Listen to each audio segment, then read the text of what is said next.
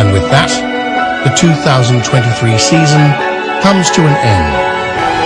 Good night.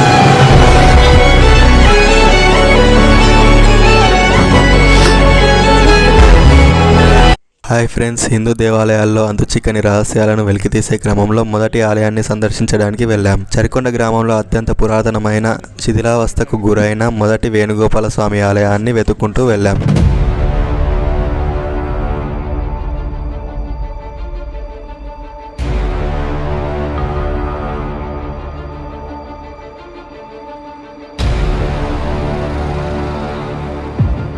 తీరా ఆలయం చూడగానే కొంచెం భయం వేసింది, కానీ కొంత ధైర్యం చేసుకొని వెళ్ళాం. లోపలికి వెళ్ళగానే ఆశ్చర్యపరిచేలా ఊహకు అందని ఎన్నో అంతుచిక్కని రహస్యాలు కనిపించాయి. ఇక్కడ చూసినట్టయితే ఆలయం ముఖద్వారం చూడండి ఫ్రెండ్స్, చాలా శిథిలావస్థకు గురై ఉంది. నిజాం కాలం నాటి ఆలయం కాబట్టి చాలా శిథిలావస్థకు గురైంది. దాదాపు 1000 సంవత్సరాల కింది ఆలయం ఇది. మొదటిగా ముఖద్వారంపై చెక్కిన అద్భుతమైన శిల్పాన్ని చూడండి, చాలా ఆకర్షణీయంగా కనిపిస్తుంది. ఇప్పుడైతే మనం ముఖద్వారం నుండి ఆలయ ప్రాంగణంలోకి వెళ్దాం పదండి. ఇక్కడ చూసుకున్నట్టయితే చాలా చెట్లు ఉన్నాయి. ఇవన్నీ తీసేసుకుంటూ మేము వెళ్ళడానికి ముందుకు వెళ్తున్నాం. అక్కడ చూడండి ఆలయం, ఇది చాలా పురాతనమైన ఆలయం. ఇక్కడ ఒక పెద్ద గొయ్యి తీసి ఉంది. గొయ్యిలోకి దిగి పరిశీలిస్తే ఇది బహుశా లంకెబిందెల కోసం తీసిన గొయ్యిలా అనిపిస్తుంది.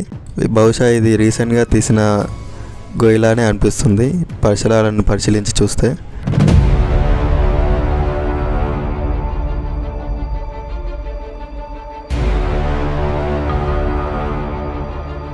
అయితే ఆలయంలోకి వెళ్ళి చూద్దాం ఫ్రెండ్స్. బాగా చెట్లు పెరిగిపోయాయి. ఇక్కడ చాలా శిథిలావస్థకు గురైంది ఈ ఆలయం. మెట్లు కూడా చాలా పురాతన రాళ్లతో ఉన్నాయి.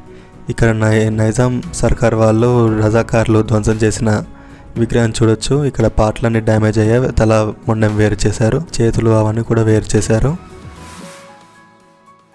ఇప్పుడు గర్భగుడిలోకి వెళ్ళి చూద్దాం మనం.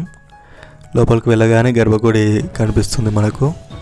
గర్భగుడిలోకి వెళ్ళి చూద్దాం. మూల విరాట్ ఉందా, ధ్వంసం చేశారా ఆ విగ్రహం కూడా. గర్భగుడిలోకి వెళ్దాం. గర్భగుడిలోకి వెళ్ళేసరికి వేణుగోపాల స్వామి విగ్రహం మనకు దర్శనమిస్తుంది. విగ్రహం చూస్తే ఇక్కడ రోజు ఎవరో పూజ చేస్తున్నట్టు అనిపిస్తుంది. ఇక్కడ చూస్తే బాగా పెద్ద పెద్ద గుండ్లు ఉన్నాయి. కొండల మధ్యలోనే ఈ ఆలయాన్ని అప్పట్లో నిర్మించినట్టు ఆనవాళ్ళు కనిపిస్తున్నాయి. ఇక్కడ విగ్రహం చూడొచ్చు. డైలీ ఎవరో పూజ చేస్తున్నట్టు అనిపిస్తుంది. ఇక్కడ ఆనవాళ్ళు ఎవరో ఒకరు వచ్చి పూజ చేస్తున్నట్టు అనిపిస్తుంది రోజు. ఇక్కడ చూస్తే ఇక్కడే గర్భగుడిలో మెయిన్ విగ్రహాలు ఉన్నట్టు అనిపిస్తుంది. ఇక్కడ రుక్మిణీదేవి, సత్యభామాదేవి, వేణుగోపాల స్వామి విగ్రహాలు ఇక్కడే ఉన్నట్టు అనిపిస్తున్నాయి. అవి ధ్వంసం చేశారు.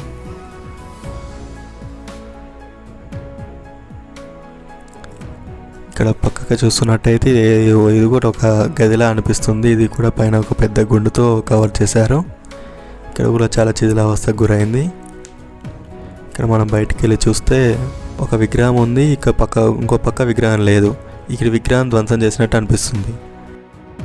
ఇక్కడ మనం గర్భగుడి ముఖద్వారం పైన లక్ష్మీదేవితో కూడిన 2 ఏనుగులు లక్ష్మీదేవికి అభిషేకం చేస్తున్నట్టుగా ఇక్కడ ఒక భటుల విగ్రహాల్లో అనిపిస్తున్నాయి.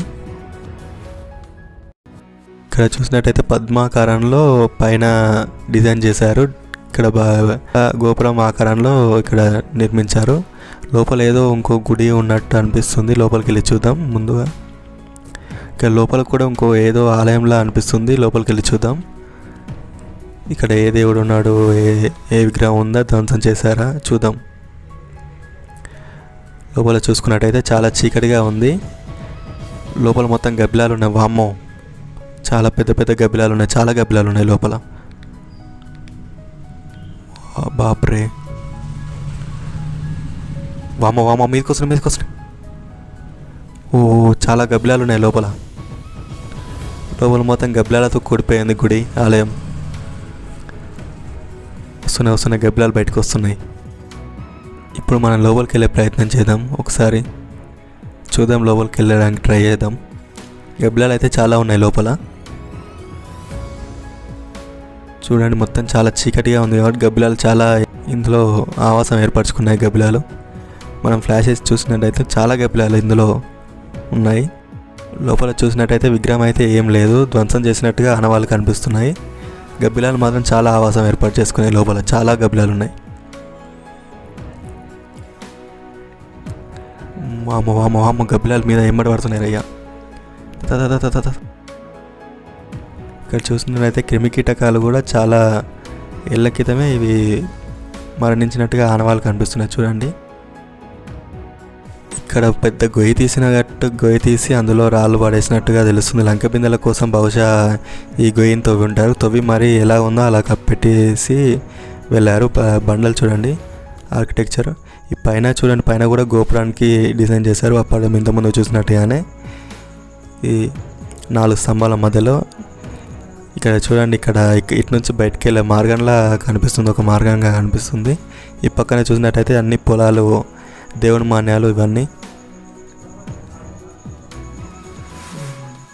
ఇవన్నీ దేవుని మాన్యాలు. ఇవన్నీ ఇటు నుంచి చూసుకున్నట్టయితే కనుచూపు మేరలో ఉన్నవన్నీ దేవుని మాన్యాలే. ఇక్కడ ఆర్ట్స్, ఇవన్నీ దేవుని మాన్యాలు. ఇవన్నీ దాదాపు కనుచూపు మేరలో ఉన్నవన్నీ దేవుని మాన్యాలే. ఇక్కడ చూసినట్టయితే పూజారులు సేద తీరేందుకు ఏర్పాటు చేసిన వసతి గృహంలా అనిపిస్తుంది. ఇవన్నీ సెల్ఫ్లు, ఇందులో పూజా సామాగ్రి అవన్నీ ఏర్పాటు చేసుకోవడానికి తయారు చేసిన సెల్ఫ్లా అనిపిస్తున్నాయి. ఇది పూజారి వసతి గృహంలా అనిపిస్తుంది. ఇక్కడ చూసినట్టయితే ధ్వంసమైన పూజా సామాగ్రి కూడా కనిపిస్తుంది. ఇగో కుండ, పెచ్చలు, ఇవన్నీ పూజకి అవసరమైన సామాగ్రి మొత్తం ధ్వంసం చేసినట్టుగా అనిపిస్తుంది.